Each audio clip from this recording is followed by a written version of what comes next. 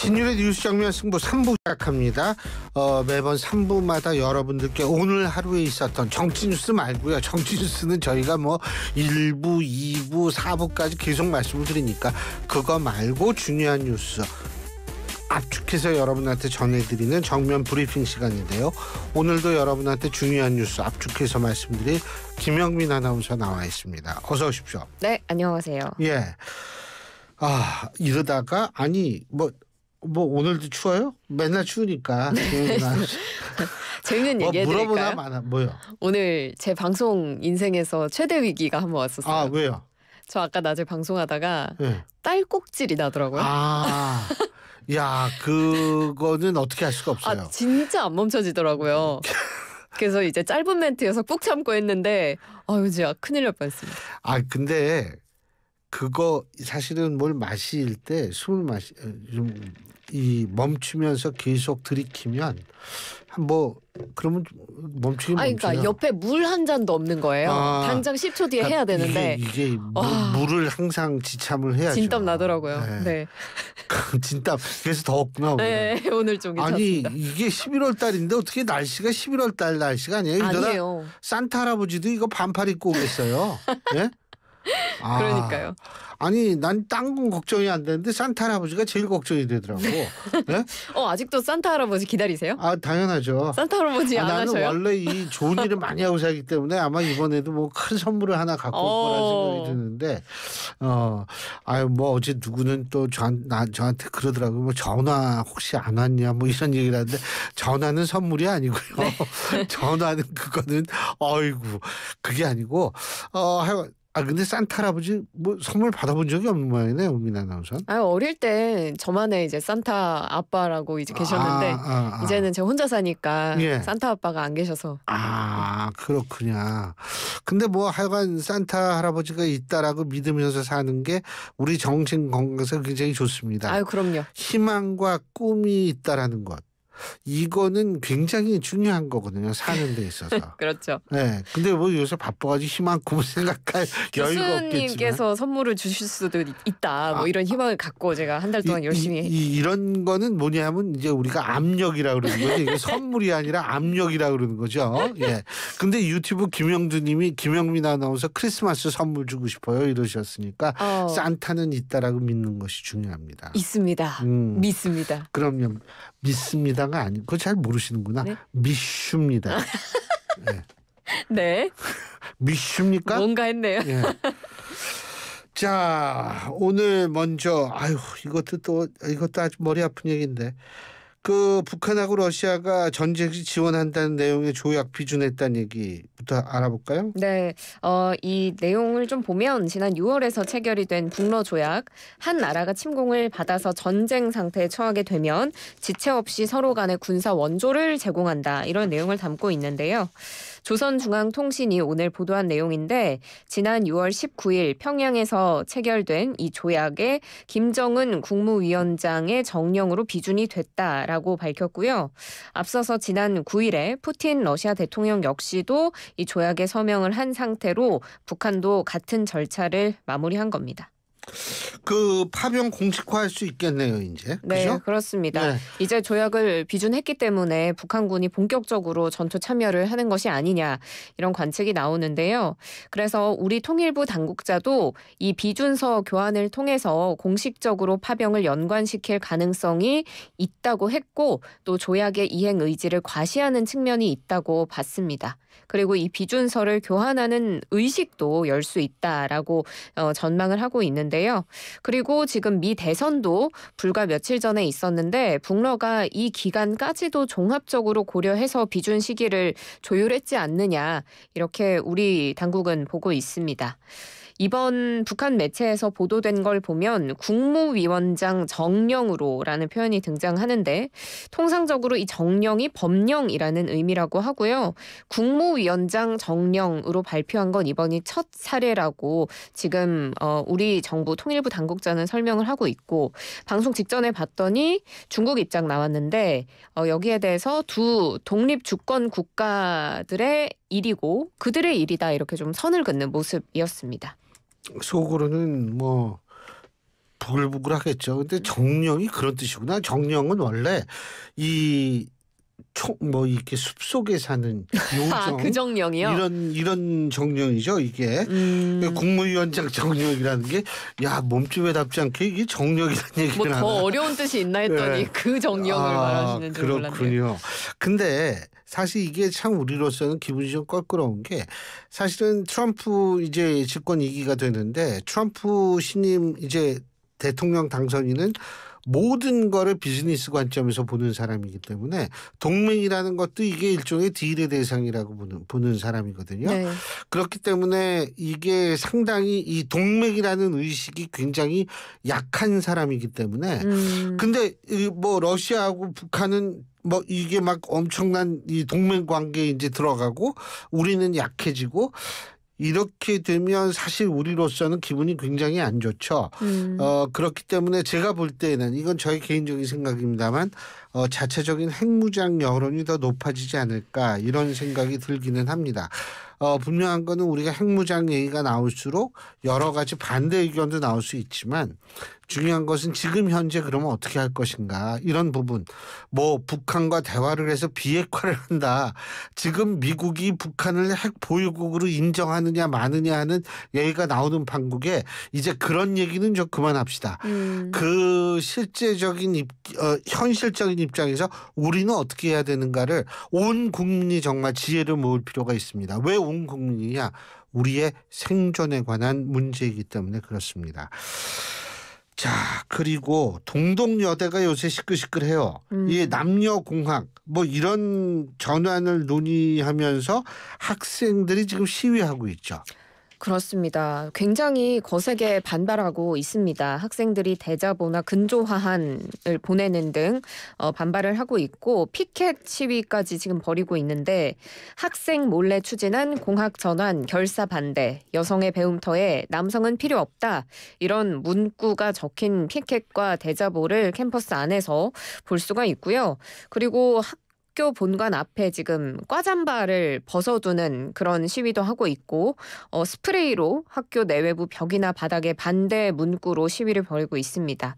그리고 동덕여대 앞에 또 흉상이 있는데 지금 달걀, 오물 페인트 뒤집어 쓴 그런 상황입니다.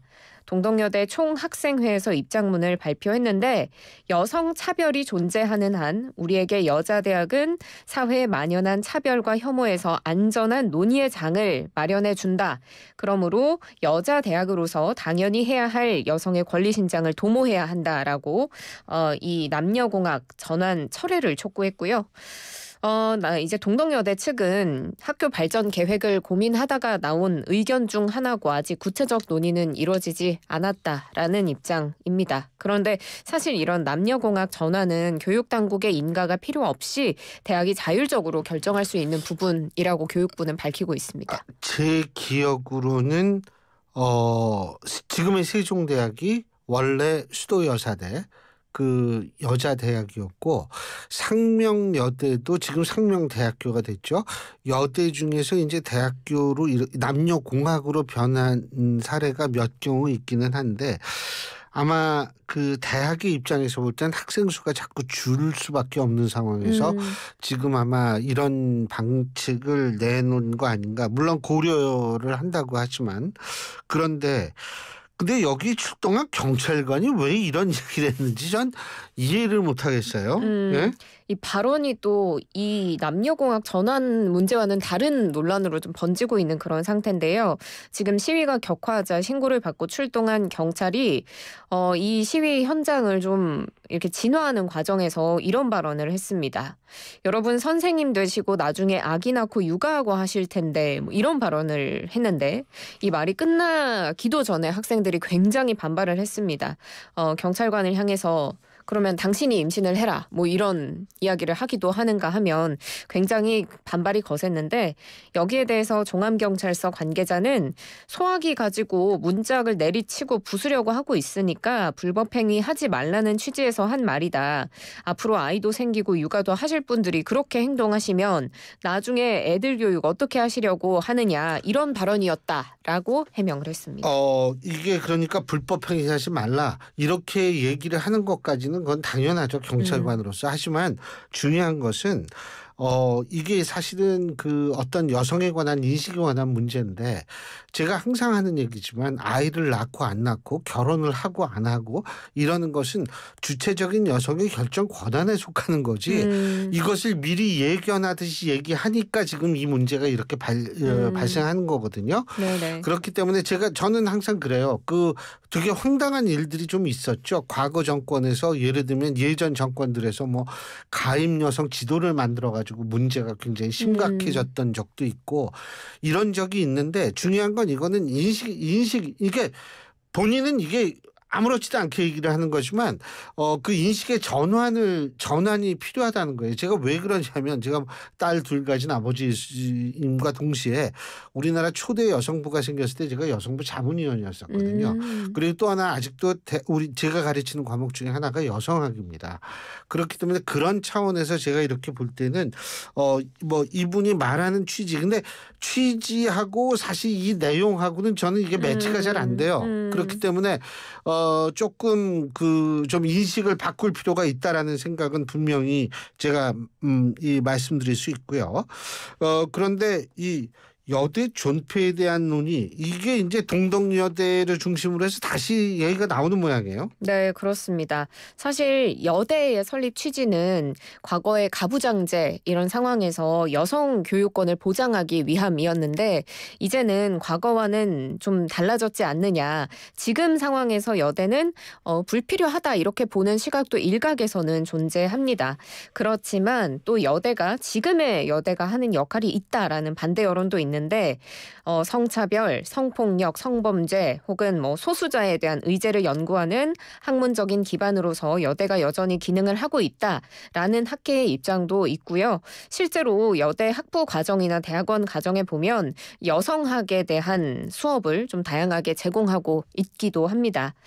그렇지만 좀 현실적인 문제로 봤을 때는 좀 지금 저출생 때문에 신입생 숫자가 늘고 있고 학생들을 유치하는데 어려움을 겪고 있기 때문에 아까 교수님께서 얘기를 하신 것처럼 이 학교 입장에서는 조금 현실적인 부분들을 고려하다 보니 이런 안건이 나오고 논란이 커지고 있는 것이 아닐까 싶은데 지금 전국에 남아있는 4년제 여대는 총 7곳, 전문대까지 더하면 14곳이 남아 있습니다.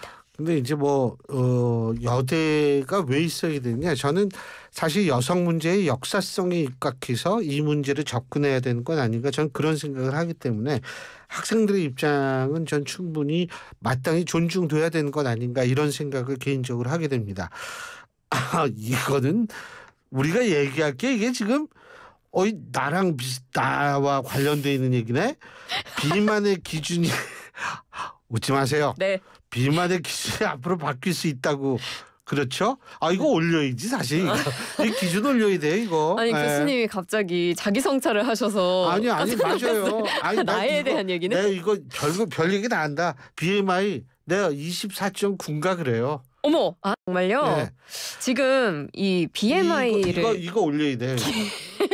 이 인권 문제입니다 이것도. 이 비만 인구가 좀 줄어들 수도 있는 이야기거든요. 네. 지금은 국민건강보험공단에서 우리나라 비만 기준을 BMI 25 이상으로 규정을 하고 있는데 지금 우리나라 상황에 맞게 BMI를 27 이상으로 올려야 한다. 이런 연구 결과를 어제 발표했습니다. 지금 기준으로 따지면 한국인 3명 중에 1명이 비만인데 이 BMI 기준을 좀 완화하면 5명 중에 1명꼴로 비만 인구가 줄어들게 되는 거거든요. 사실 대한민국 사람들의 체중은 이제 똑같은데 비만 인구가 줄어드는 그런 데이터가 되는 거겠죠. 사실은 이게 2000년대 WHO에서 만든 비만 설정 기준을 20년 넘게 써왔던 건데 서양인 기준도 들어가 있고 그래서 우리나라 맞춤형은 아니었다고 해요. 그래서 건보공단이 이 빅데이터를 활용해서 한국인에게 적합한 기준을 비만도 BMI 27로 처음 정한 거라서 좀 논의의 물꼬가 트일지 주목이 되는데 그렇지만 의료계에서는 이 비만은 사실 만병의 또 근원이 될 수 있기 때문에 예방이 굉장히 중요하니까 BMI 올리는데 좀 신중해야 된다 이런 이야기도 합니다. 그 얘기를 안 하시네. 통계적으로요 25를 기준으로 해서 사망률이 제일 떨어진대요. 그러니까 BMI 지수 25로 기준 이게 제일 떨어지기 때문에 그래서 27로 올려도 된다 이런 거고 사실은 네네. 말이에요. 사실은 미적 기준이라는 게 시대에 따라 다르고 이건 지극히 주관적인 거거든요. 근데 사회적으로 이걸 딱 기준을 만들어 놓으면 내가 볼 때 멀쩡한 사람이 다이어트 하는 거예요. 예? 그러니까 우리 사회는 다이어트 강박증에 있어요, 지금. 네네. 이런 것들을 좀 덜어줄 필요가 있지 않을까라는 생각을 전 강력히 주장하는 바라는 얘기죠. 예. 맞습니다. 자, 이거 조금 더 이제 정확하게 얘기를 예. 해드리면, 그러니까 김경곤 대한비만학회 부회장이 심뇌혈관 질환의 발생 위험도는 BMI 23에서 25일 때 위험도가 좀 더 올라가고 그 이후에 계속 오른다. 그러니까 질환의 위험도를 고려해서 비만 기준을 BMI 25 이상으로 유지를 해왔던 거다. 이렇게 설명을 했습니다. 예. 근데 하여간 뭐 통계적으로 그렇다는 걸 저도 아까 기사에서 봤기 때문에.